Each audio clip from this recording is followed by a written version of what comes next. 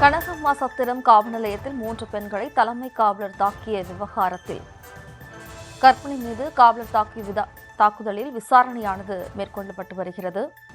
தாமாக முன்வந்து வழக்கு விசாரணைக்கு தமிழ்நாடு மனித உரிமை ஆணையம் எடுத்துள்ளது. கூடுதல் விவரங்களோடு இணைகிறார் நமது செய்தியாளர் மதியழகன். வணக்கம் மதியழகன். திருவள்ளூர் மாவட்டம் திருத்தணி அருகே இருக்கக்கூடிய கனகம்மா சத்திரம் காவல் நிலையத்தில் புகாரில் இருந்த 3 பெண்களை தலைமை காவலர் தாக்கியதாக புகார் இருந்தது. இந்த நிலையில் இந்த விவகாரம் தொடர்பாக தமிழ்நாடு மாநில மனித உரிமை ஆணையம் தாமாக முன்வந்து வழக்கை விசாரணைக்கு எடுத்திருக்கிறது.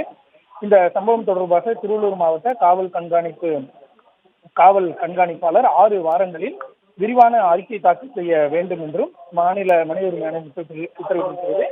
மாநில மனித உரிமை ஆணையத்தினுடைய உறுப்பினர் கண்ணதாசன் இந்த உத்தரவை பிறப்பித்திருக்கிறார்.